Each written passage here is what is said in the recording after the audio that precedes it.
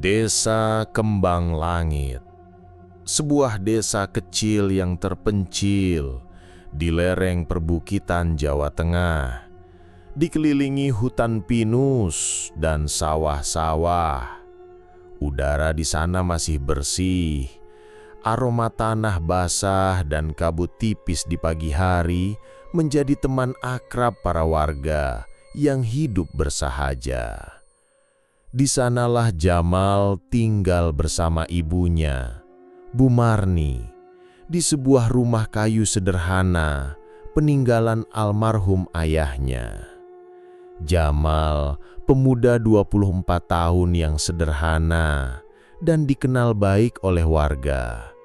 Tidak tamat SMA karena harus bekerja. Sejak ayahnya wafat 5 tahun lalu, ia sudah mencoba berbagai pekerjaan kasar. Mencangkul, bantu panen, sampai ikut angkut kayu ke pasar kecamatan. Tapi penghasilannya tak pernah cukup untuk menabung, apalagi untuk mewujudkan keinginannya membuka usaha sendiri. Suatu sore di bulan Safar, ketika angin mulai membawa bau kering daun dan ranting dari hutan, Jamal baru saja pulang dari ladang tetangga. Ia melihat ibunya duduk di serambi, sambil memandangi jalan tanah yang membentang ke arah hutan kecil di sisi timur desa. "Kamu tahu, Maal, ada warung sate baru buka di seberang jembatan bambu," kata Bu Marni tiba-tiba. Matanya tak lepas dari jalan. Jamal mengerutkan kening. "Seberang jembatan bambu? Kan itu batas desa, Bu. Situ jarang ada rumah, apalagi warung." "Iya, makanya ibu juga heran. Tapi tadi pagi Bu Ratih bilang dia sempat lewat dan mencium bau sate kambing. Harumnya sampai bikin lapar katanya," ucap Bu Marni. Jamal mengangguk pelan. Ia tahu daerah itu. Di sanalah dulu almarhum ayahnya pernah tersesat saat mencari kayu, dan katanya sempat melihat rumah-rumah kecil yang tak ia kenali. Tapi warga selalu menganggap itu sekedar cerita orang tua, halusinasi karena kelelahan. Keesokan harinya, rasa penasaran Jamal membuncah. Setelah menyelesaikan pekerjaan di kebun Pak Mardi, ia berjalan ke arah jembatan bambu itu. Jalan tanahnya sepi dan agak licin karena hujan semalam. Jembatan bambu itu sendiri tampak rapuh, tapi masih bisa dilalui. Di balik jembatan, hutan kecil membuka diri ke sebuah tanah lapang kecil yang tak biasa. Dan di tengah lapang itu memang ada warung sate, atap rumbia, dinding papan kayu, dan kepulan asap dari tungku arang yang mengirimkan aroma sate kambing yang menggugah selera. Seorang lelaki berusia sekitar 40-an dengan wajah tenang dan bersih duduk di balik meja sambil mengipasi arang. Di dekatnya, seorang wanita muda berpakaian sopan dan bermata teduh menyusun tusukan sate di piring-piring rotan. "Halo Mas, mau pesen sate?" tanya si lelaki ramah. Tanpa menoleh pun, seperti sudah tahu Jamal datang. Jamal agak gugup. Iya Pak, saya tadi cuma lewat." "Namamu Jamal kan? Warga Kembang Langit?" tanya si pria sambil tersenyum. Jamal tertegun. "Iya, tapi Bapak belum pernah saya lihat." "Namaku Pak Darto. Ini anakku Siti. Kami baru buka seminggu ini. Belum banyak yang tahu," jelasnya. Ada sesuatu dari cara bicara Pak Darto yang membuat Jamal merasa aneh. Bukan menyeramkan, tapi seperti terlalu lembut, terlalu tenang untuk suasana warung bakar sate. Tapi sate itu luar biasa enaknya. Jamal duduk dan mencoba seporsi. Dagingnya empuk, bumbunya meresap, dan sambalnya pedas pas. Rasanya membuat lidahnya seperti lupa pernah merasakan sate sebelumnya. Saat ia selesai makan, ia menyodorkan uang. Pak Darto tersenyum dan menepisnya pelan. Anggap saja tamu pertama gratis, tapi saya bisa bayar, Pak. Kalau begitu, bayar dengan tenaga saja. Kami sedang butuh bantuan jaga warung malam. Mau? Jamal melongo. Tawaran pekerjaan yang datang tiba-tiba seperti ini biasanya mencurigakan. Tapi entah kenapa ia tidak merasa takut. Malah bagian dalam dirinya seperti terdorong untuk menerima. Apa, enggak apa-apa, saya tinggal di sini malam-malam. Tenang saja, aman, banyak bintang di sini. Jawab Pak Darto tenang. Jamal pun pulang ke rumah menceritakan semuanya kepada ibunya. Bu Marni sempat diam cukup lama, lalu mengangguk kecil. Kalau memang niatmu kerja halal, ya coba saja. Tapi jangan lupa sholat dan jangan tinggalkan wiridmu, ya Le. Malam pertama, Jamal menjaga warung itu terasa aneh. Tidak ada pelanggan. Tapi Pak Darto dan Siti tetap menyiapkan sate, seolah akan ada banyak tamu. Warung diterangi lampu minyak gantung. Di kejauhan, suara serangga hutan bersahutan. Lalu sekitar pukul 9 malam, beberapa tamu berdatangan. Jamal terkejut karena mereka datang bukan dari arah jembatan, tapi dari balik pohon-pohon, diam-diam, tenang, dan langsung duduk tanpa banyak suara. Pak Darto menyapa mereka tanpa suara, hanya dengan anggukan. Jamal membantu mengantar sate ke meja-meja mereka. Yang membuat bulu kuduknya berdiri bukanlah wajah para tamu, tapi cara mereka makan, pelan, rapi, seolah ada aturan tak tertulis. Mereka juga tak banyak bicara. Dan yang paling aneh, tak ada satupun dari mereka yang tampak dikenalnya sebagai warga sekitar. Setelah para tamu pulang menjelang tengah malam, Jamal membantu membersihkan warung. Ia tak berani bertanya terlalu banyak, tapi akhirnya bertanya juga. "Pak, tamu-tamu tadi dari mana ya? Kok saya nggak kenal?" Pak Darto hanya menatapnya sebentar, lalu menjawab tenang.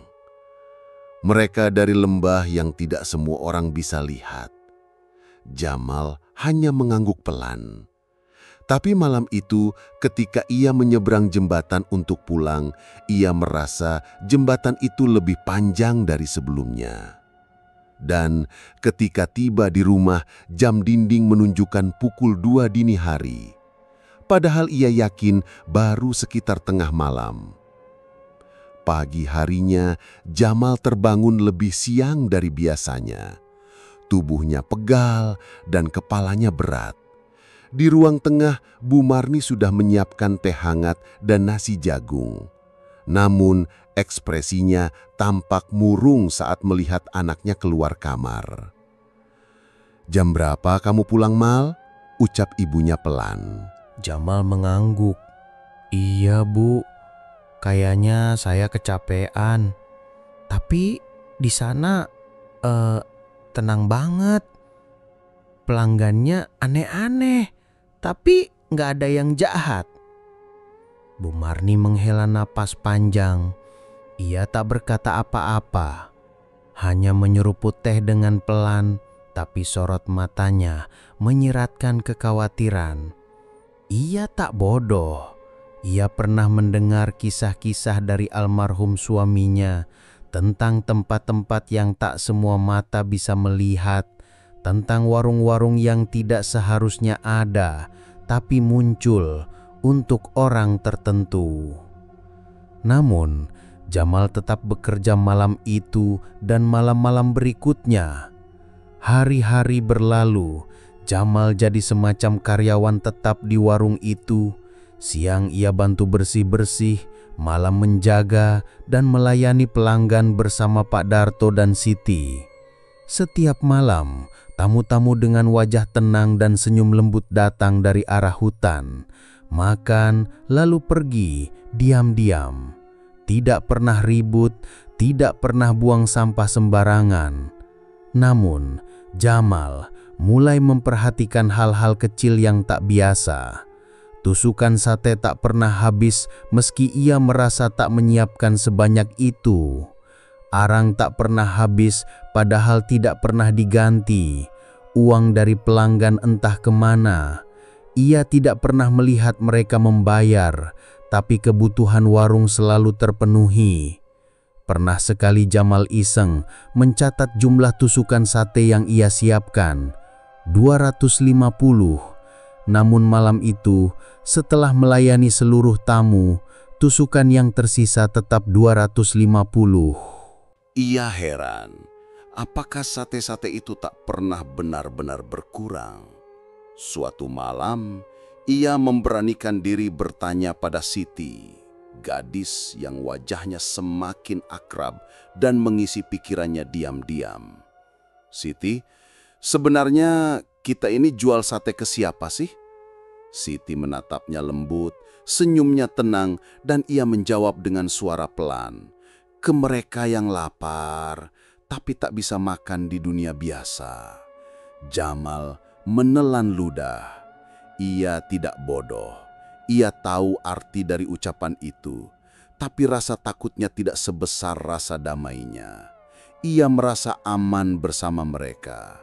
Tak pernah ada niat jahat, tak ada bau busuk, tak ada suara mengerikan. Justru ia merasa seperti bekerja untuk orang-orang yang sangat menghormati makanan dan kedamaian. Namun, cerita tentang warung sate di seberang jembatan mulai menyebar di desa Kembang Langit. Tetangganya Pak Nur pernah menyusul Jamal malam-malam untuk mengajaknya ikut ronda. Tapi katanya tidak melihat apa-apa di seberang jembatan, hanya tanah kosong dengan beberapa ilalang. "Tapi aku dengar suara orang ngobrol mal dari arah hutan," katanya keras pada suatu malam. Jamal tak berani menjelaskan. Ia hanya bilang, "Mungkin sampean salah dengar.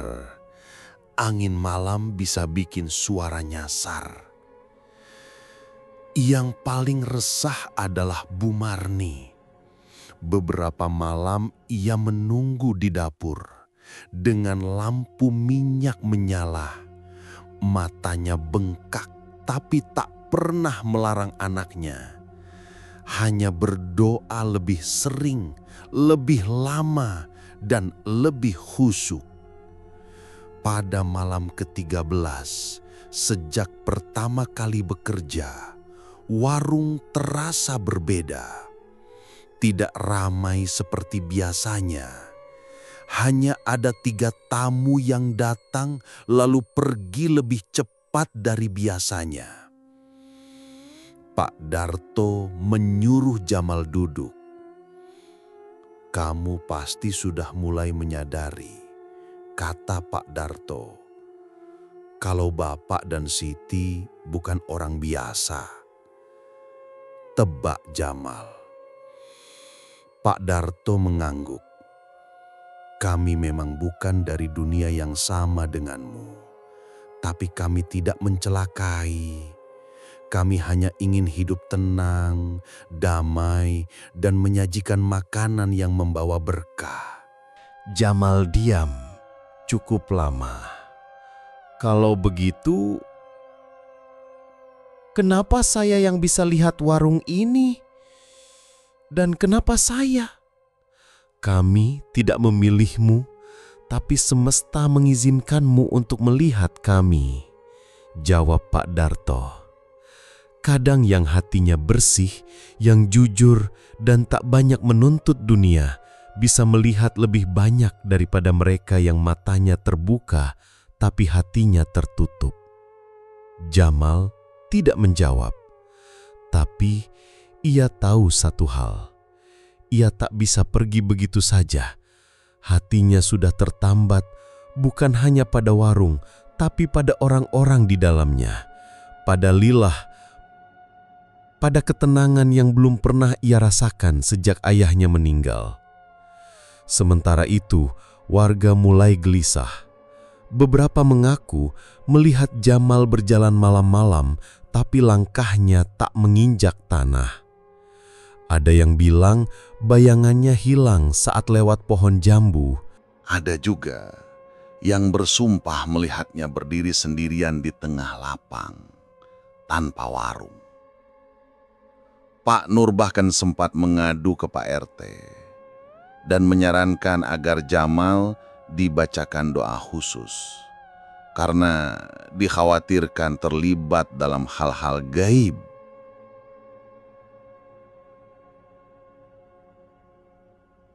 Namun Bu Marni bersikukuh. Anakku kerja bukan mencuri. Dia makan dari rezeki yang halal. Walau jalan rezekinya mungkin tidak seperti yang sampean pahami. Warga tidak mempermasalahkan lebih jauh.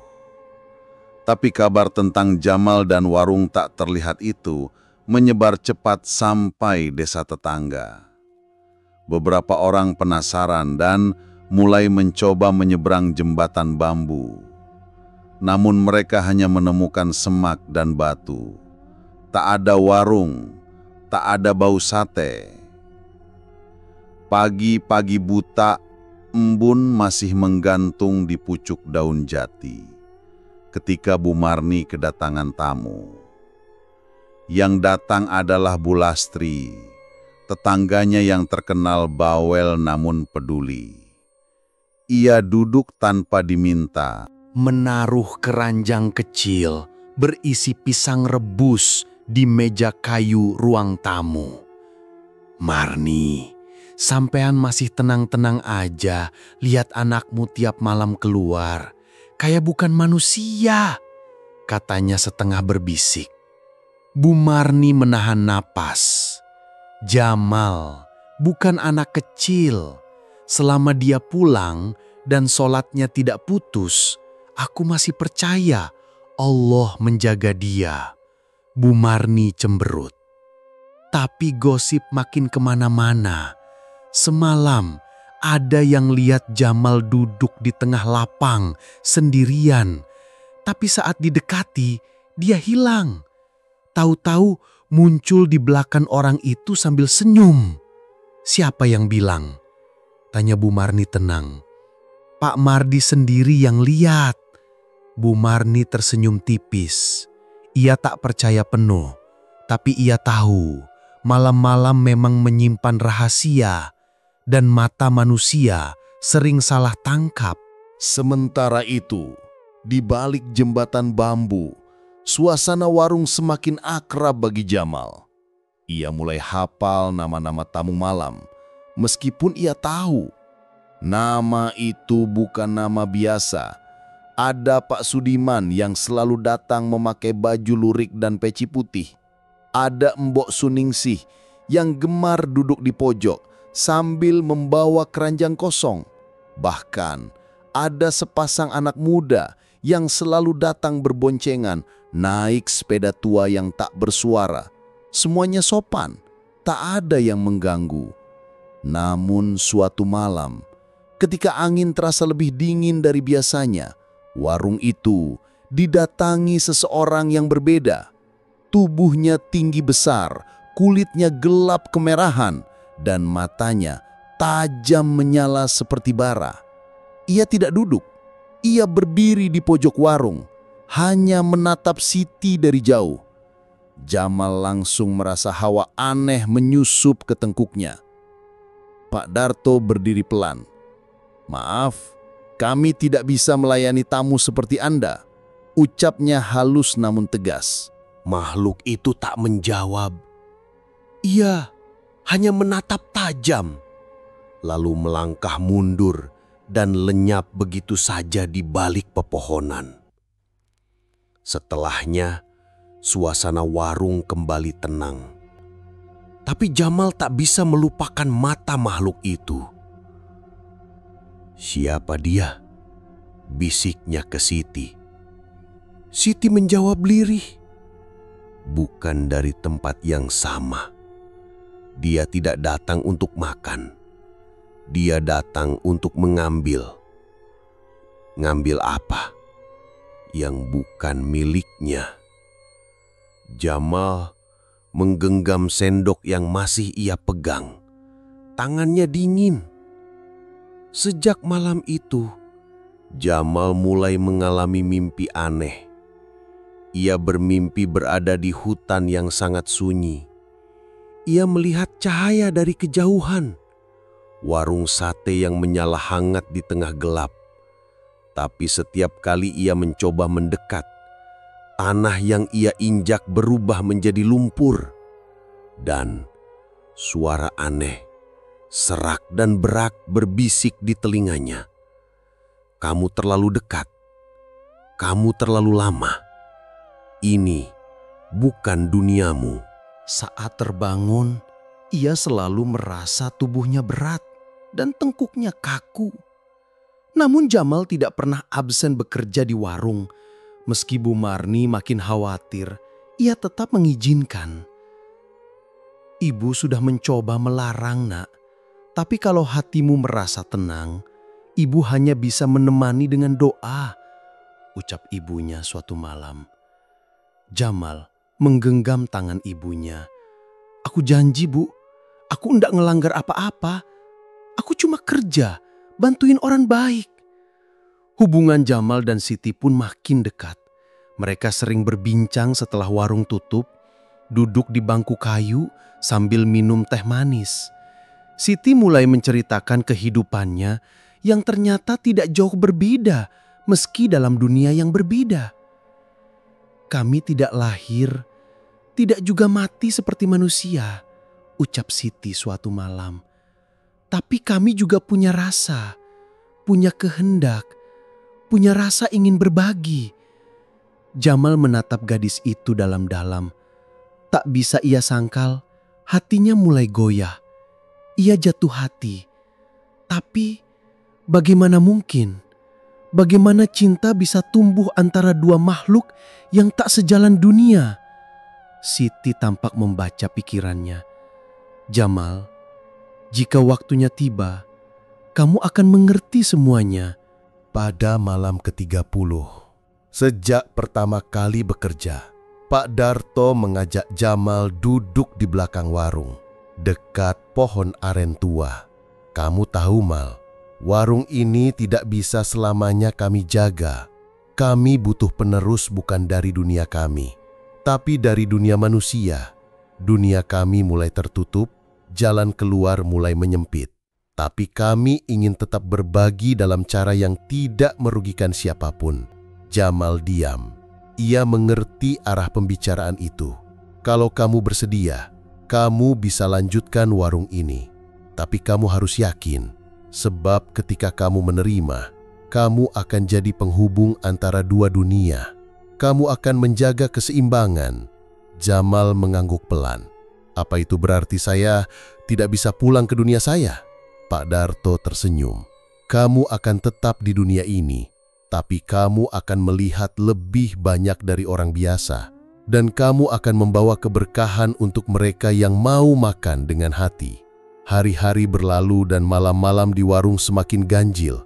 Sate yang dibakar makin banyak, tapi tak pernah habis. Tamu-tamu makin sering datang, namun suara mereka semakin pelan. Nyaris hanya angin yang bicara. Jamal tahu, ia sudah terlalu dalam, tapi ia tidak menyesal. Ia merasa aman, bahkan lebih hidup dari sebelumnya. Namun dunia di seberang jembatan mulai tidak menerima keberadaan warung itu. Suatu pagi, langit desa Kembang Langit tampak muram. Awan gelap menggantung di atas bukit meski belum masuk musim hujan. Beberapa ayam milik warga mendadak hilang tanpa jejak. Air sumur Pak Darto mendadak keruh. Bu Lastri mendadak pingsan setelah mimpi buruk melihat Jamal memegang tusukan sate berdarah berdiri di tengah kobaran api. Pak Nur dan beberapa tokoh warga mengadakan pertemuan malam di balai desa. Mereka sepakat harus ada yang dilakukan pada Jamal. Fitnah beredar cepat. Ada yang bilang Jamal pergi ke dukun. Ada yang menuduh ia memelihara jin. Bahkan ada yang menyebutkan bahwa warung sate tempat ia bekerja adalah warung setan. Hanya bisa dilihat orang-orang terpilih karena bersekutu dengan dunia gaib. Saat Jamal melewati jalan desa siang itu, beberapa anak kecil menutup hidung dan berlari. Seorang ibu mencubit tangan anaknya dan berkata keras, "Jangan deket-deket dia, bisa dibawa masuk ke dunia jin." Jamal menunduk. Ia tidak membalas, tapi perih. Ia tidak pernah menyakiti siapapun. Saat malam tiba, Bu Marni sudah menunggu di dapur dengan mata bengkak. Ia memeluk anaknya lama, sangat lama. "Le, mungkin waktumu di sana sudah cukup. Kembalilah ke dunia nyata. Ibu takut." "Ibu, di sana aku merasa berguna. Mereka tidak pernah mencelakai aku.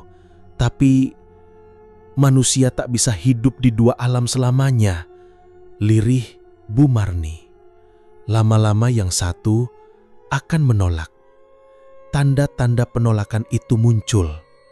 Saat malam ke-40, Jamal mendapati dirinya berdiri di warung, memegang kipas sate, tapi tubuhnya tembus cahaya. Ia bisa melihat kayu di balik tangannya.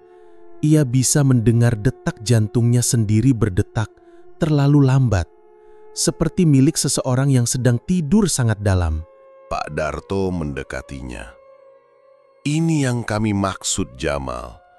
Ketika kamu terlalu lama di antara kami, kamu akan kehilangan batas." "Apakah aku bisa kembali sepenuhnya?"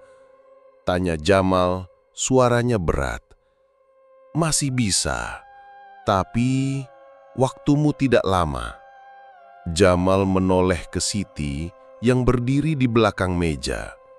Gadis itu diam, matanya basah, tapi ia tidak menangis. Ia hanya menatap dengan tatapan yang membuat dada Jamal sesak. Tatapan seseorang yang tahu bahwa perpisahan adalah harga dari keterikatan. "Kamu akan pulang malam ini," ujar Pak Darto. Malam itu tidak ada pelanggan, tidak ada aroma sate, tidak ada angin dari arah hutan. Hanya Jamal, Pak Darto, dan Siti. Di dalam warung yang tiba-tiba terasa lebih sempit dari biasanya. Pak Darto menyerahkan sebuah buntelan kain berisi benda-benda. Sepasang tusuk sate dari kayu cendana, sebungkus bumbu kering yang aromanya menenangkan, dan sebuah kotak kayu kecil berpola anyaman yang anehnya terasa hangat saat disentuh. Jika kamu masih mau menyambung silaturahmi, warung ini akan datang padamu di saat tepat, di tempat yang tidak terduga. Tapi hanya jika kamu siap sepenuh hati. Jamal menggenggam pemberian itu. Siti berjalan mendekat, lalu mengulurkan tangan. Tangannya dingin, tapi terasa hidup. "Terima kasih Jamal, aku akan selalu mengingatmu dari kejauhan." Dan saat menggenggam tangan gadis itu, cahaya redup dari pelita warung mengembang, menyilaukan.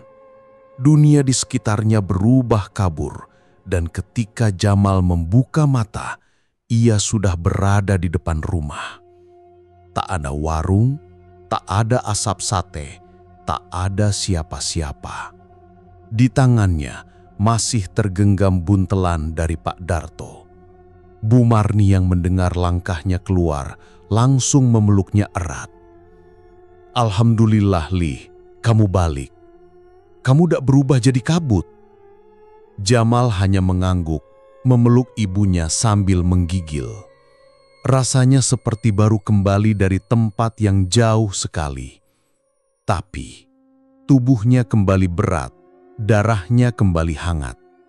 Ia merasa kembali sepenuhnya. Meski sudah kembali, warga desa tetap menatapnya aneh. Beberapa menjauh, warung-warung kecil menolak memberinya dagangan. Bahkan tetangga yang dulu akrab pun kini lebih sering menutup pintu saat Jamal lewat. Pak Mardi hanya berkata, "Maaf Mal, bukan aku nggak percaya kamu, tapi orang-orang takut kamu bawa sesuatu dari seberang sana." Jamal hanya menunduk. Ia tidak marah, ia hanya kecewa. Namun Bu Marni selalu menghibur. "Biarkan saja, rejeki bukan datang dari mulut orang, tapi dari langit. Kalau sudah waktunya, kamu akan buka warungmu sendiri, Le. Dimanapun, dengan siapapun." Sebulan telah berlalu. Sejak malam ketika Jamal terakhir menyeberangi jembatan bambu. Sejak itu, kehidupan berjalan lambat. Ia tak lagi bekerja. Siang harinya ia membantu ibunya menanam sayur dan membersihkan kebun kecil di belakang rumah. Malamnya ia lebih banyak merenung. Tak ada lagi tamu-tamu aneh. Tak ada lagi sate, hanya bayang kenangan yang masih membekas kuat. Namun, Jamal merasa seperti sedang menunggu sesuatu. Dan pada suatu pagi, ketika ia menyapu halaman, datanglah Pak Bahar, seorang tukang tua yang biasa membantu warga membangun rumah. Ia berdiri sambil mengunyah sirih. "Mal, aku dengar kamu dulu kerja di warung sate ya?" Jamal mengangguk. Pak Bahar melanjutkan, "Aku mau bangun warung kecil di pinggir jalan sawah dekat pertigaan itu. Tapi belum tahu siapa yang bisa jagain. Kalau kamu belum ada kerjaan, mau?" Jamal sempat ragu. "Warung apa, Pak?" "Terserah. Yang penting laku. Yang penting bersih dan halal." Jamal diam. Hatinya berdegup. Ia teringat buntelan dari Pak Darto yang masih tersimpan rapih di laci meja kayu rumahnya. Malamnya, ia membuka buntelan itu. Di dalamnya, 2 tusuk sate dari kayu cendana, bumbu kering yang harum rempahnya tak berubah sejak malam terakhir, dan kotak kecil berpola anyaman. Ia membukanya pelan-pelan. Isinya secarik daun lontar dengan tulisan halus berbunyi, "Bumbumu, hatimu, dan waktumu. Itulah pintu. Jika engkau menyajikan dengan niat, maka pengunjung akan datang. Tak usah kau cari kami, tapi jangan juga kau tutup hatimu." Jamal tertegun, dan pada suatu pagi, ketika ia menyapu halaman, Datanglah Pak Bahar, seorang tukang tua yang biasa membantu warga membangun rumah. Ia berdiri sambil mengunyah sirih. "Mal, aku dengar kamu dulu kerja di warung sate ya?" Jamal mengangguk. Pak Bahar melanjutkan, "Aku mau bangun warung kecil di pinggir jalan sawah dekat pertigaan itu. Tapi belum tahu siapa yang bisa jagain. Kalau kamu belum ada kerjaan, mau?" Jamal sempat ragu. "Warung apa, Pak?" "Terserah. Yang penting laku. Yang penting bersih dan halal." Jamal diam. Hatinya berdegup. Ia teringat buntelan dari Pak Darto yang masih tersimpan rapih di laci meja kayu rumahnya. Malamnya, ia membuka buntelan itu. Di dalamnya, 2 tusuk sate dari kayu cendana, bumbu kering yang harum rempahnya tak berubah sejak malam terakhir, dan kotak kecil berpola anyaman. Ia membukanya pelan-pelan. Isinya secarik daun lontar dengan tulisan halus berbunyi, "Bumbumu, hatimu, dan waktumu. Itulah pintu. Jika engkau menyajikan dengan niat, maka pengunjung akan datang. Tak usah kau cari kami, tapi jangan juga kau tutup hatimu." Jamal tertegun. Ia memejamkan mata dan berkata dalam hati, "Kalau ini jalan yang kau beri, aku terima." Bersama Bu Marni, Jamal mulai merancang warung sederhana dari bambu dan terpal bekas. Hanya 1 meja panjang dan 2 bangku panjang dari kayu. Lokasinya tak jauh dari jalan kecil tempat para petani sering lewat pulang sawah. Di situ ia mulai membakar sate, pakai resep yang ia racik ulang dari ingatannya tentang warung di seberang jembatan. Tiap sore ia siapkan 30 tusuk. Sederhana, pelan-pelan. Hari pertama hanya 1 pembeli. Hari kedua 3 orang. Hari ketiga ada rombongan 5 orang petani yang makan sambil bilang, "Sate ini bumbunya aneh, tapi nikmat bikin badan hangat, Maas." Jamal hanya tersenyum. Setiap malam ia tak lupa meletakkan 2 tusuk sate dan segelas teh manis di pinggir warung, tak jauh dari tungku. Bukan untuk dijual, tapi sebagai bentuk terima kasih atau entah apa. Ia hanya merasa perlu melakukannya. Malam ke-7, sejak warungnya buka, Jamal pulang sedikit lebih malam. Ia tutup warung setelah pelanggan terakhir pergi sekitar jam 9 malam. Saat mengepak barang, ia melihat sesuatu yang membuat tubuhnya kaku. 2 tusuk sate yang ia letakkan di pinggir warung hilang. Tehnya juga sudah setengah habis. Tak ada yang terlihat lewat jalan itu malam-malam. Tapi jelas ada yang datang. Jamal hanya tersenyum kecil. Ia tidak takut, justru hatinya hangat. Dalam waktu 2 minggu, warung kecil Jamal mulai dikenal. Beberapa petani dari desa tetangga datang hanya untuk makan sate. Bahkan Pak Mardi, yang dulu sempat menuduh macam-macam, datang diam-diam dan bilang, "Rasanya kok kayak pernah saya cium ya, tapi entah di mana." Bu Marni pun merasa lega. Ia melihat anaknya tertawa lagi, berkeringat karena kerja keras, bukan karena gelisah dihina orang. Malam itu, ketika angin bertiup pelan dan bintang berkedip terang, Jamal sedang mencuci piring terakhir di belakang warung. Lampu minyak tergantung di tiang bambu menggoyang bayangan kecil ke tanah. Maal, sebuah suara lembut sangat dikenal datang dari arah bayangan. Ia menoleh cepat. Di sana berdiri Siti. Wajahnya tidak berubah, matanya masih teduh, senyumnya lembut, dan tubuhnya memantulkan cahaya samar yang tidak berasal dari lampu. Jamal tak berkata-kata. Ia hanya berdiri seperti anak kecil yang baru saja menemukan mainan lamanya. "Aku tidak datang untuk lama," ujar Siti.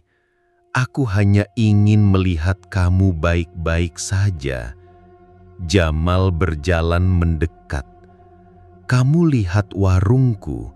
Siti mengangguk. "Rasa yang kamu jaga masih sama, itu tuh yang penting." Hening sesaat, angin memainkan ujung selendang Siti. "Terima kasih Maal, karena kamu tidak melupakan kami." "Kamu bisa kembali?" tanya Jamal. Siti menunduk. "Tak sesering dulu, tapi jika waktunya tepat, kita bisa bertemu lagi." Sebelum pergi, Siti mengeluarkan sehelai daun kecil dari balik bajunya. Ia menaruhnya di tangan Jamal.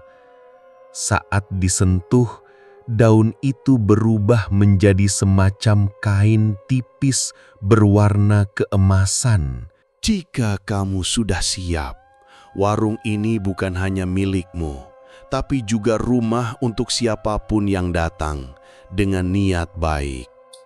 Setelah itu, Siti berbalik dan berjalan pelan ke arah jalan gelap di balik warung. Langkahnya tak bersuara dan perlahan tubuhnya menghilang dalam kabut malam. Warung Jamal tak lagi sekadar tempat jualan sate.